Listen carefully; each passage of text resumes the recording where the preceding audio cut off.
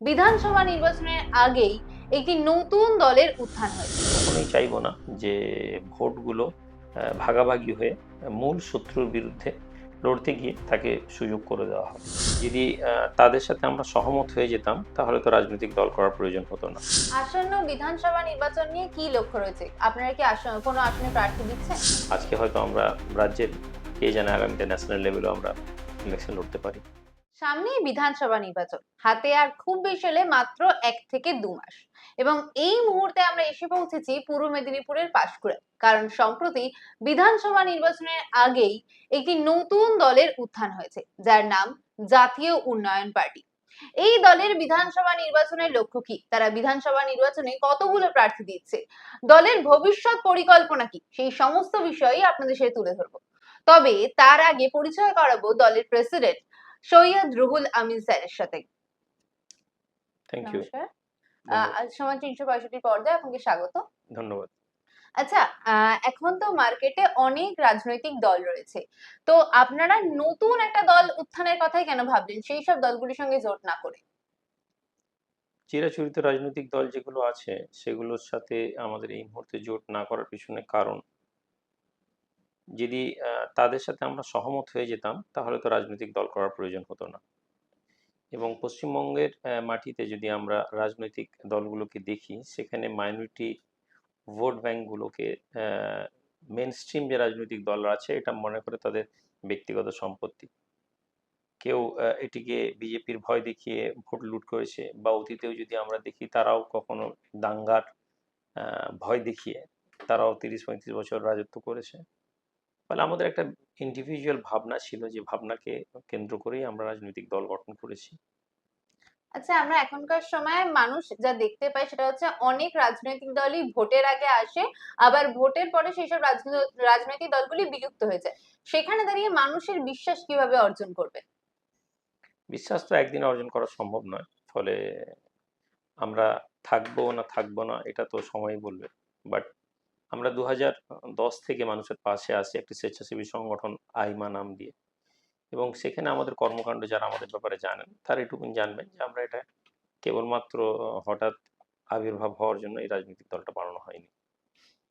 আসন্ন বিধানসভা নির্বাচন নিয়ে কি লক্ষ্য রয়েছে? আপনারা কি কোনো আসনে প্রার্থী দিচ্ছেন? হ্যাঁ, চিন্তাভাবনা আছে। ভোটে কয়েকটি জায়গায় প্রার্থী দেওয়ার কথা চলছে। আচ্ছা, শুধুই কি পূর্ব মেদিনীপুরে দলটা বিস্তৃত থাকছে, নাকি পুরো রাজ্য জুড়েই দলটা বিস্তার করার পরিকল্পনা রয়েছে? না, আমরা তো মেদিনীপুর কেন্দ্রিক রাজনৈতিক দল বানাইনি, আমরা বানিয়েছি পুরো রাজ্যের জন্য। তবে এই বিধানসভা আমরা কতটা লড়বো এটা নির্ভর করছে সময়ের ব্যাপার, কতক্ষণ কতটা জায়গা লড়বো, কতটা বিস্তৃতি হবে। তবে এটা আজকে হয়তো আমরা রাজ্যের, কে জানে আগামীতে ন্যাশনাল লেভেলেও আমরা ইলেকশন লড়তে পারি। দলের ভবিষ্যৎ পরিকল্পনা বা রোডম্যাপ কি রয়েছে? এই মুহূর্তে ভবিষ্যৎ পরিকল্পনা নিয়ে খুব বেশি ডিসকাস করার জায়গা নেই। তবে আমরা আশা রাখি আমরা যেটুকুন জায়গায় লড়বো সেই জায়গাটা আমরা একটা ভালো প্রতিদ্বন্দ্বিতা হবে আমাদের সাথে। এবং আমাদের মূলত দুটো প্রতিদ্বন্দ্বী, সামনে তৃণমূল এবং বিজেপি, এই দুইটি রাজনৈতিক দলের বিরুদ্ধে লড়াই করে আমাদের জায়গা তৈরি করাটা কঠিন।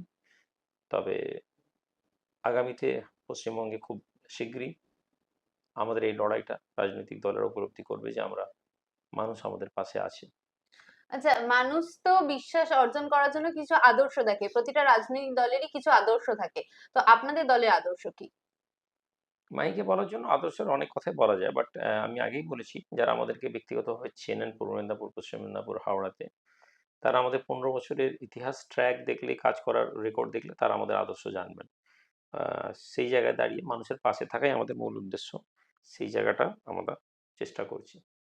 আচ্ছা দাদা, আপনারা বললেন যে তৃণমূল বা বিজেপি কারোর সঙ্গেই জোট করছেন না, কিন্তু সম্প্রতি আরেকটি নতুন দলেরও উত্থান হয়েছে, যা হলো জনতা উন্নয়ন পার্টি।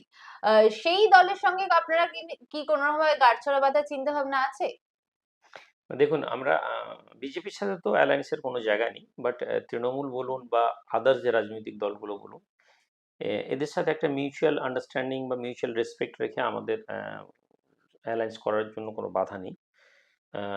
যেহেতু তৃণমূলের করাপশন এবং তৃণমূলের বিরুদ্ধে আওয়াজ, ফলে কোথাও না কোথাও তৃণমূলের সাথে যাওয়াটাও আমাদের জন্য সম্ভব নয় বলে আমাদের মনে হয়েছে।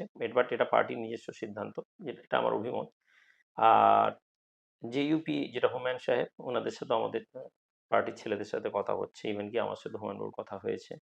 তো মেবি আমরা যদি একটা ভালো জায়গায় উম, উভয় পক্ষে সহমত হয়, অ্যালায়েন্স না হওয়ার কিছু নেই। আমাদের অ্যালায়েন্সে সবার সাথে, আমরা বামেদের সাথেও কথা বলেছি এবং অন্যান্য রাজনৈতিক দলেদের সাথে আমাদের কথা চলছে। ফলে আমরা যেহেতু একেবারে এখানে নবীন এই রাজনৈতিক আঙিনায়, তো আমরা কখনোই চাইবো না যে ভোটগুলো ভাগাভাগি হয়ে মূল শত্রুর বিরুদ্ধে লড়তে গিয়ে তাকে সুযোগ করে দেওয়া হয়। আচ্ছা, আপনারা বললেন যে আহিমা নামে একটি স্বেচ্ছাসেবী সংগঠন রয়েছে আপনাদের। তো প্রতিটা রাজনৈতিক দল গড়তে গেলে তো একটা ফিনান্সিয়াল সাপোর্ট লাগে। সেই আহিমা থেকেই কি আপনারা কি সে ব্যাক হ্যান্ড সাপোর্টটা পাচ্ছেন? এটা তো ঠিক কথা না। স্বেচ্ছাসেবী সংগঠনের এত ক্ষমতা নেই যে তারা ফাইন্যান্স করে দিবে একটা রাজনৈতিক দলকে, বা এরকম হয় কিনা আমি জানি না। আমাদের ফাইন্যান্সিয়াল ব্যাকআপ সে অর্থে কোনো কিছুই নেই। আমরা ভালো মানুষ প্রার্থীদেরকে দিয়ে মানুষের কাছে আপিল করব। আমাদের রাজনৈতিক বাজেট খুব বেশি নেই এই ইলেকশনে। আমাদের কাছে একটাই সম্বল বা শক্তি, আমরা মানুষের কাছে অতীতের দলগুলোর দুর্নীতি এবং আগামীর একটি সুস্থ সমাজের আশা নিয়ে আমরা মানুষের কাছে পৌঁছাবো। সৈয়দ রুহুল আমিন স্যারের কথা। তারা কিন্তু জানিয়ে দিলেন যে এখনো পর্যন্ত পুরোপুরি কটা জায়গায় প্রার্থী দেবেন তা নিশ্চিত না হলেও তারা আসন্ন বিধানসভা নির্বাচনে কিন্তু কিছু জায়গায় প্রার্থী দেওয়ার কথা ঘোষণা করেছেন। এরকমই আরো নিউজের জন্য চোখ রাখুন সময় ৩৬৫ পর্দায়। ক্যামেরায় অভিরাম নস্করের সঙ্গে ঈশা ভক্তের রিপোর্ট, সময় ৩৬৫ পাঁশকুড়া।